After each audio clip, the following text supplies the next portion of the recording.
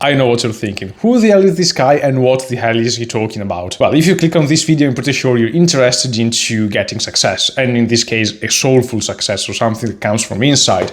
And second, I'm Filippo. This is a video concerning everything I do know about it. And yes, you might be asking, who the hell are you to talk about this? Well, fair question, actually. I have a ton of knowledge on that topic because I want also to become successful, like you, I presume. And I said, can I use this knowledge to make something useful out of it so I can follow a sort of blueprints to make things easier? And I did it. I wrote my own ideas and I said, why not making YouTube videos? That would be really cool. And so here we are. So welcome here to what I believe are the 10 laws for a soulful success. And yes, I have here my notes because if not, I would forget everything I wanted to talk about. That being said, the 10 laws are: law number 1, hide the Porsche. Yes, because I want to flex a German pronunciation. I don't speak German, but that sounded good. Law number 2, be a delusional realist. Number 3, launch an MVP. Number 4, people matter most. Number 5, be an F1 car. F1 stands for Formula 1 if you're not in the motorsports. 6, hold your vision and zoom out. 7, automate or systemize. 8, find your rhythm. 9, protect your stillness. And 10, slow is smooth and smooth is fast. Do not expect anything normal, and here we are talking about them, starting with the first one. So law number 1, hide the Porsche. Again, flexes the German accent. This comes from the life of Steve Jobs, and it was a moment when he was already fired from Apple the first time, and he was still trying to get back into it. And so he founded Next. Next was not going well, by all means, and they needed a huge investment, $20 million, but that back in the day was a lot. It is still a lot now, but it was even more back in the day. And so they were waiting to meet with this angel investor. He was scheduled to come that day, and Steve had this idea: what if we were to hide these two Porsches? Because he and Ryan Adams, his second in command, had each of them one Porsche 911 Turbo. Now, I'm going to ask you a question. If you were the angel investor, you want to put in $20 million in a company that right now is not going so well. You come and you see that parked for the CEO and the second in command spots, there are two highly expensive cars. Do you think Steve and his second man are using the money in a wise way, or they're just burning everything and buying whatever they want? Now, I'm not telling you to think logically about it, but emotionally, how would it feel? Would it feel wise to invest in that or not? You got your answer. So actually, this trick that Steve used is one of the main reasons why that angel investor invested the 20 millions into the company. So it worked. What can we learn from that? Well, that's the same question I asked myself, and I got: appearances matter. We've all been taught at least once in life that we should never judge a book by its cover and etc. But in reality we do, because we humans, we love stereotypes. Why? Because they work. Because they are a fast way to understand at 80% a person. And again, it works nearly 80% of times. So it is efficient and cost-wise. And so evolution said, hey, this is a great idea, I should implement it more. And that's how we are made. So whether you want it or not, we use stereotypes to understand better the world around us. And that leads to it's important to show people what we want them to see, which is also more or less the backbone of the 48 Laws of Power by Robert Greene. You might think that it is vanity. No, but it is understanding human nature, and it can be extremely useful in all areas of life. Like if you want to get a job at JP Morgan and you were to go there with cargo trousers and a t-shirt, I'm sure you would not even pass the first door. But at the same time, if you were to do an interview in the same exact outfit for an engineering firm or some software development firm, you would get your place, because that's more or less how they expect you to wear and how you're expected to look like. It's important because all of those things goes into the non-verbal language, or better, to the art of social interactions, composed by non-verbal language, body language, same thing, behavior, and how you dress. This is literal language because you can send information and signals by speaking it, so how you behave and dress, and you can also read it by looking at other people and how they are behaving and dressed like. There's a lot to say on that topic, but you can either use it or not. And the only way you cannot use it is if you are already so entitled that you don't need it, because people already know you, already know who you are. Your expertise is already known. But if not, you cannot use it, but you're missing out on huge potential. And I believe that this law, if used in the right way, is probably one of the most important out of all of the one I'm going to talk about today. That's it. This is the first one, which is show other people what you want them to see. And we have now law number 2. Law number 2 is about being a delusional realist, but give me a sec.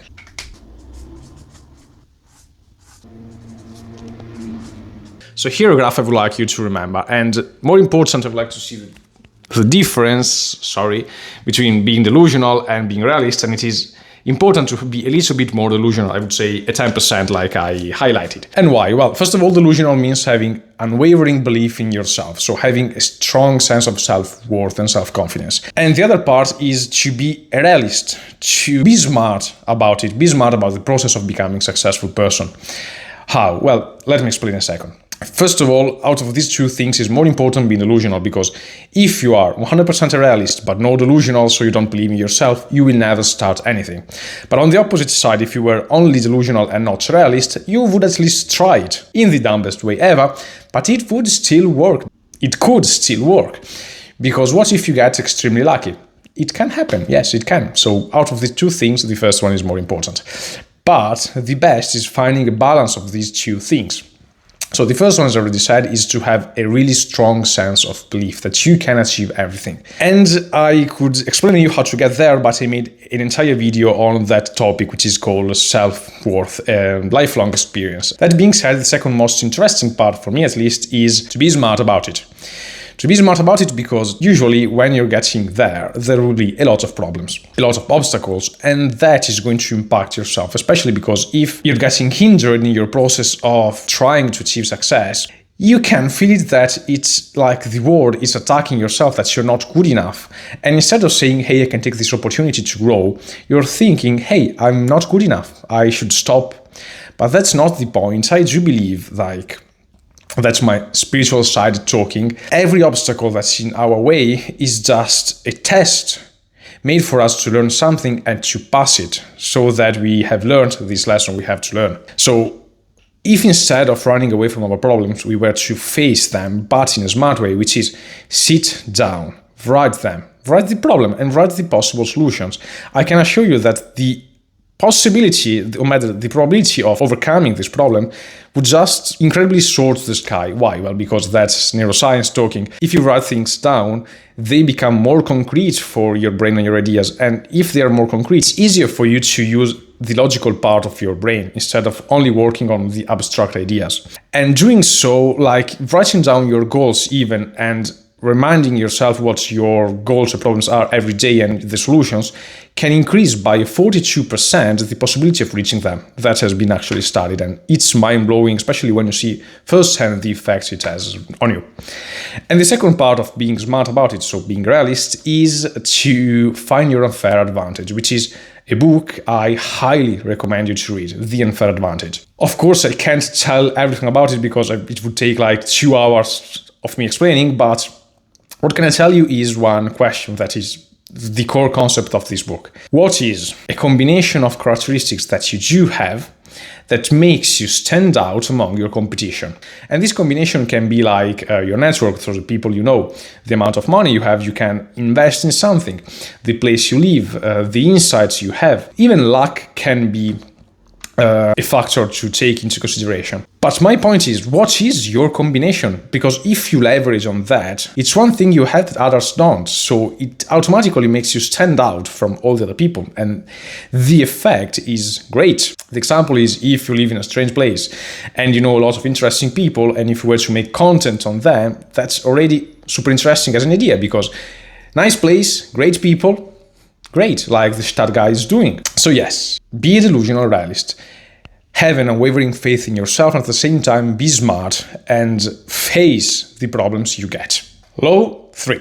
Launch an MVP. In business, MVP stands for minimum viable product, which is, let's make an example. You're like Samsung.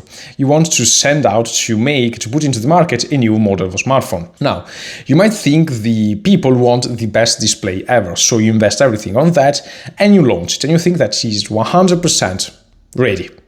You launch it out and you sell nothing because people wanted a better camera and not a better display. You have wasted a huge amount of money. While if you were to launch out something that's 60% perfect and done at a lower price, and then you were to implement and to go by trial and error and understand what the rest of the 30-40% is, you would get way more feedback and you could use it to make the second version a better one. So we are referring to a quote by the LinkedIn founder, which is, "If you're not embarrassed by the first version of your product, you've launched too late." And I've seen it because I am a huge perfectionist, and when I'm making videos, I want them to be perfect. That's how I started.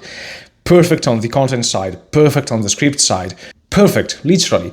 But that's not the best way, because that's a goal that's impossible to reach. And I've learned way more by making videos that I thought were 70% perfect for my standards, but I've learned because I made them, and on the next video I would capitalize on what I learned on the one before. And I kept growing and growing. And by making 4 videos, I learned more than by making a perfect one in the same amount of time, let's say 1 month. So this is actually to make you start even if you're procrastinating a lot. That's what I've learned, and it works perfectly. Launch something that's perfect at 70%, because the remaining 30 is easily gained by trial and error, and it is also faster and you learn way more. And while we are jumping from one law to the other one, if you're finding this content useful, why not putting a like? Because, well, it took me a bit of effort to make this video, and I would really, really appreciate getting a little feedback on what I'm doing. So if you want to put on a like, that would mean a lot for me. That being said, let's go to the next point. Law number 4. People matter most. And this is the one that I do love most. I am a huge introvert, and it is difficult for me to maintain long interactions with people because they're literally draining. That's what I thought at the beginning, because I hated networking, I hated small talks, but I've learned more in the last years that I do love connecting with people on a deep level.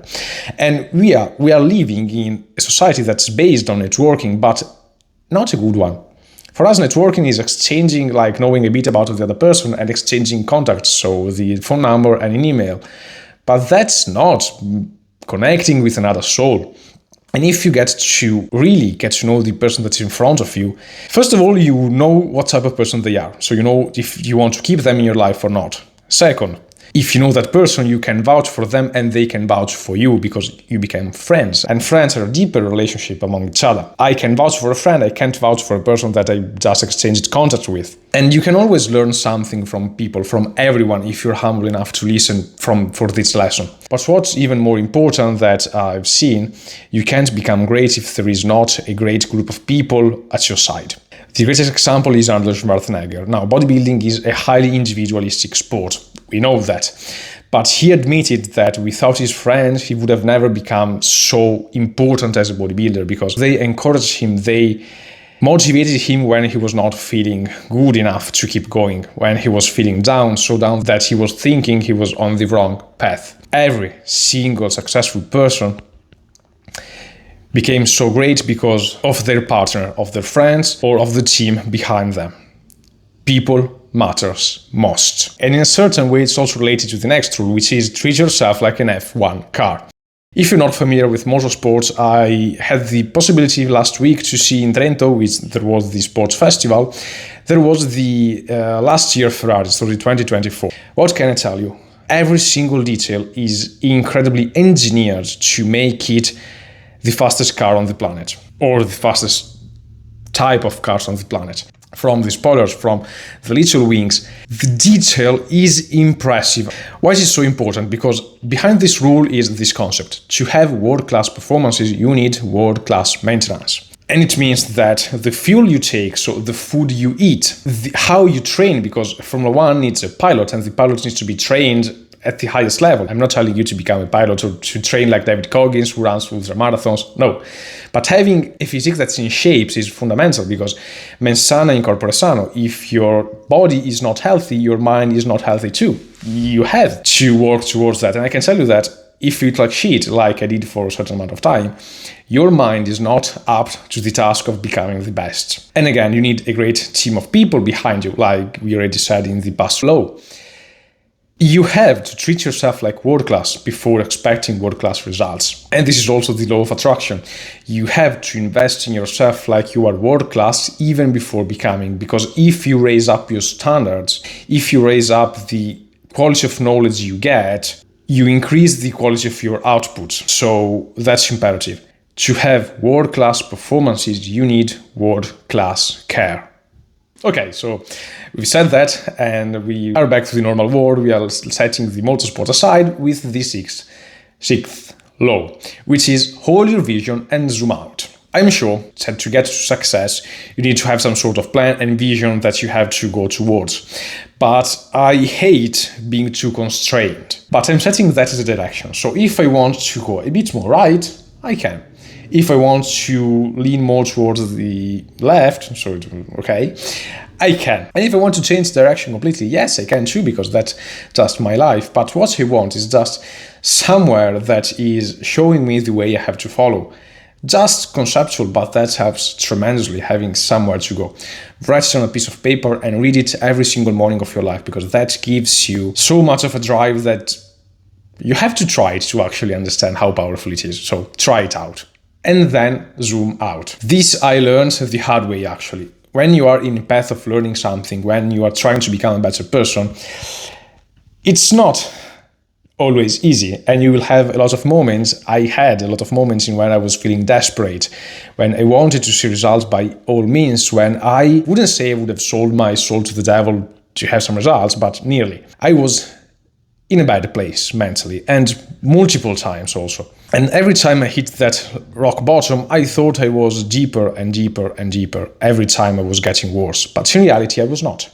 I've seen, thanks to a great habit of journaling, which is my journal is there, not going to take it, it's too far. But by journaling and by skimming by past entries, I could see that, yes, in that moment I was feeling like shit and that it was my rock bottom. It was not. I was actually capitalizing every time, I was learning every time, and every lowest moment was actually getting a bit higher than the previous one, and a bit higher, and a bit higher. And if I were to just zoom out and see where I started, I would have noticed this great, beautiful upward trend that made me evolve in a totally different person, stronger than the past. So now I know this trick and I'm telling it to you too, but look from where you started. Look at your past and be prideful about it. Take pride on what you've built, because we don't hear it enough. Yes, it's great being humble, but not too humble. I have great pride on the work I put into myself, because it took me a lot of effort. And I have to remind it to myself, it was difficult and I kept going, and I'm proud of it. And so if you're feeling at the lowest point, take a step back and realize that you have been growing non-stop. Now we are with law 7, Systemize. It is based on two people's content, James Clear, Atomic Habits in particular, and Matt Gray videos. Matt Gray is the systems man and James Clear the habits man. Now, what can I tell you? There is a sentence I would like to read you, which is a small thought. Deciding making choices takes willpower and mental energy, which is limited every day. So if you make habits and system that makes you act the right way on autopilot, or that greatly decrease the energy used for that decision, you are set for life. That is the key. It is difficult for me starting to make a video, but if I already have the tripod ready and my study is kept tidy and clean, it's easier for me to start. So I do these two things, and the threshold for starting the activity becomes way lower, so it takes me less energy to start making these videos. So making easy the things I want to do and making it difficult for the things I want to, for the habits I want to erase from my life. But this is one of the life-changing realizations. You can't become the best if you're wasting most of your time at having a good starting point. But if you make that starting point subconscious, it becomes way easier to build and capitalize for what really matters. Systemize your life, trust me. And we are now with point number 8, which is find your rhythm. I'm going to bring you two examples, Tim Ferris and Elon Musk. Tim Ferris is the writer of the 4 Hours Workweek, and Elon Musk works 16 hours a day, which is impressive. He basically sleeps and works. Now, who's right? What's the best way of living? Both of them are, because it depends on you. It depends on what you think success is. For me, it is something healthy, something that grants me the ability to stay with people I love and care for, something that grants me the possibility of doing a lot of sport, of moving my body, traveling, and so on. That is my utmost goal. But it might be different for you. You might like creating the best book ever. I don't know, but that's success for you, and this is success for me. And that is what's most important. recognizing what works for you and seeing what is the best, healthiest version for you to reach your success. I need a lot of time to rest because that's how I am made biologically speaking. But Elon can sleep way less than I do. Good for him. Everyone has a different life. Let's just remember that. And your goals can be different from other people. Let's normalize that. You can be wanting something that's completely different from your friends, from your life and whatever. And that is normal and that is also great. We have to normalize being different people in life. Law 9, protect your stillness. Okay, so creativity is, for me, the ability to connect different areas of your knowledge. But creativity, I do believe, is a lot of a subconscious process based on your intuition and your ability to, yes, connect those ideas and give birth to new ones. But it needs stillness. Stillness is, for me, that calm, relaxing moment. Relaxing can also be like listening to hard rock music if you relax that way. But it is the moment when you drop everything from the rest of the world and you focus only on yourself. If you do, you listen to you, you know what your thoughts are, and you listen only to them. You cut off the outside noises. You focus on who you are, and you become like a mountain so deeply rooted on what you know works for you. But that happens, again, if you treat your stillness as sacred, if you take time for yourself, if you reflect on what life for you means, and if you treat your self-care with the utmost respect. For me, it's imperative starting the day the right way, so having a good morning routine, like listening to calming music, and sometimes going out for a walk, because that clears my mind out. And it works. But sometimes I forget, because sometimes I forget how important it is keeping that stillness sacred, and so I start entering into cycles of, I wouldn't say hate, but deprecating myself, not being as productive, not loving me the same amount I'm doing the other days. So to have a successful but also fulfilling life, this is just general, you need to know yourself. And to do that, protecting your stillness is a must. So thinking about it in this moment, this might be probably the most important rule actually. So make your stillness sacred, because stillness is the mother of creativity, and creativity is the only thing that makes you different from all the other people, first, and second, from this great rise of the AI. AI is not creative, full stop. You are. Nurture that part of you. We are getting now the last law, which is slow is smooth, smooth is fast, which I discovered being one of the Navy SEALs motto. But at the same time, I discovered it by a manga I was reading the other day.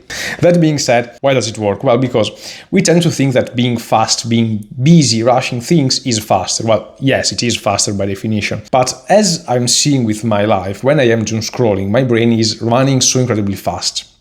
But that's not a good fast. That is a rushed fast. It's like having my brain with 80 browser tabs opens all together, and sometimes I get the idea to work in one of them, and so I pop back into that one. Then I get back to the initial one, then I open another one again. And my focus is so scattered, and the quality of my thought is not that good.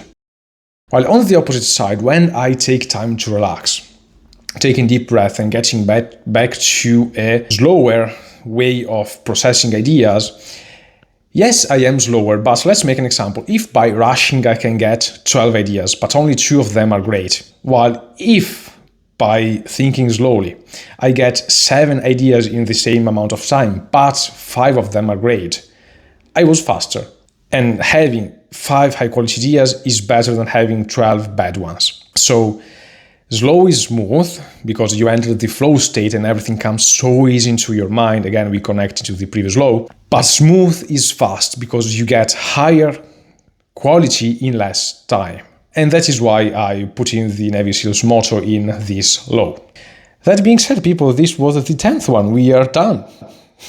No, but jokes aside, if you are still here, thank you a lot for listening to me. It means literally more than you can imagine, trust me. And what I want to tell you is, if you like this video, well, I would like to hear your opinions on my ideas, and if you're already using one of those laws, whether it is consciously or not, and if you want to implement something, or if you want to discuss any of these ideas. You can write in the comments, you can write me on Instagram, on TikTok, it's everything linked somewhere in here or in the description. And well, people, I really hope to see you also the next time, so you might want to consider subscribing. That being said, see you next time.